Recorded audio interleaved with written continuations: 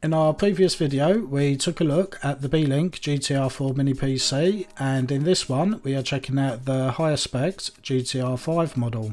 We will be unboxing and looking at the features, then running some system and gaming benchmarks, and then compare the results with the GTR4 and other mini PCs. As always, we start with the unboxing. We have a user guide which is in multiple languages, including English, Italian, German and Japanese. Underneath we have the Beelink GTR5 mini PC, which we will show in more detail shortly. There is a power brick and cable. We will include the correct adapter for your country. There are two HDMI cables. One is shorter and is useful for mounting behind your TV or monitor. Next we have the TV mounting bracket, which you attach to the GTR5 and your display. And last but not least, we have two packs of screws. One is for securing the 2.5-inch internal drive and the other is for the mounting bracket. The Beelink GTR5 measures 6.6 by 4.7 by 1.5 inches and weighs around 649 grams. On the top we have a fingerprint scanner for fast and secure logging into Windows. On the front we have the power and clear CMOS buttons. Next to those are a USB 3 port and a USB Type-C port, followed by a 3.5mm headphone jack. On the back are two 2.5 gigabit Ethernet ports for fast data transfer. There is a HDMI and display port. And last but not least, there are two USB 3 and two USB 2 ports for connecting peripherals to. The Beelink GTR5 features the AMD Ryzen 5900HX processor with a max frequency of 4.6 GHz and a 45W TDP. The model we are reviewing comes with 32 gigs of DDR4 RAM and it supports up to 64. There's 500 gigs of M.2 NVMe SSD, which can be upgraded to a maximum of 2 TB. There is also space inside for a 2.5-inch hard drive or SSD. For wireless communication, there is fast Wi-Fi 6 and Bluetooth 5.2. In our tests, we run Cinebench for 10 minutes and measured the maximum fan noise and temperature of the mini PC. The GTR5 had max readings of 55 degrees and 63 decibels. We start the system benchmarks with PassMark. PassMark runs a series of tests on the CPU, GPU, RAM and storage to push them to their peak performance to see how they perform under stress. The GTR5 has a score of 5,634. We will compare these scores later in the video. PCMark runs a series of tests which are more natural than PassMark.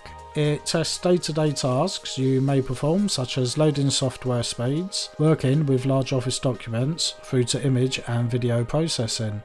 The Beelink GTR5 gets a score of 6,262. 3DMark tests the CPU and GPU working together for video rendering tasks. This is not just for gaming, but also to indicate video rendering speeds, for example. The GTR5 has a score of 1,594. Cinebench tests the CPU for its performance in either single-core or multi-core benchmarks. For this, we are testing the multi-core performance. We got a score of 11,026, which is among the higher range of our benchmark results. CrystalDiskMark runs a series of tests for the maximum read and write speeds on storage. It tests across a series of patterns to see the performance. The Beelink GTR5 scores 1,843 and 970 megs a second highest read and write speeds. This was lower than we expected and we did rerun the benchmark again, but had similar results. Forza Horizon 5 is a great way to start the benchmarks for AMD processors, as we generally see excellent scores. We are running the benchmark at 1280 by 720 on the very low graphics settings. We get an average of 94 frames per second at the end of the benchmark.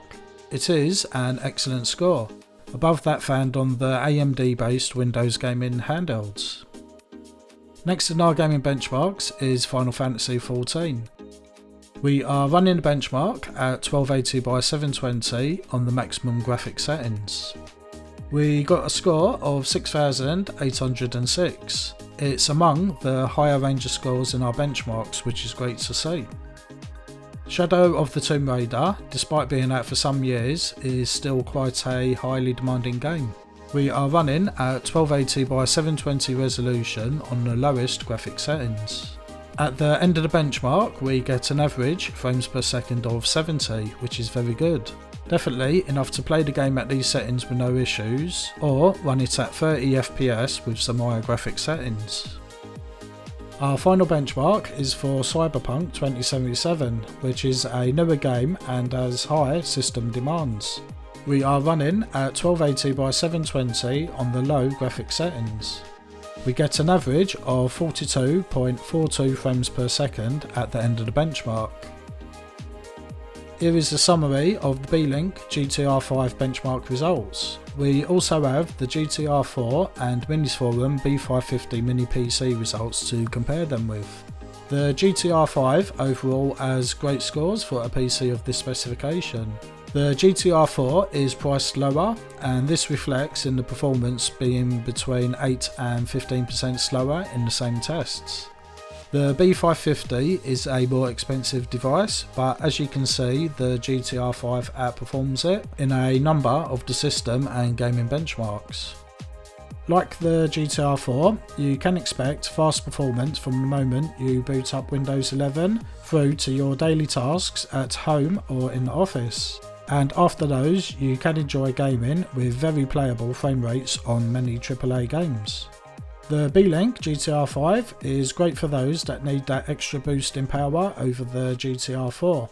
While both have the same RAM and storage, the increase in processing power is definitely noticeable, and it will get your task completed that much faster. You can learn more about the Beelink GTR5 and buy yours today on our store at DroiX.co.uk or DroiX.net. That wraps up our review of the Beelink GTR5. We hope you have found it useful. Please subscribe if you have not already, so you won't miss out on our latest videos. Thanks for watching, and we hope to see you back in the next one.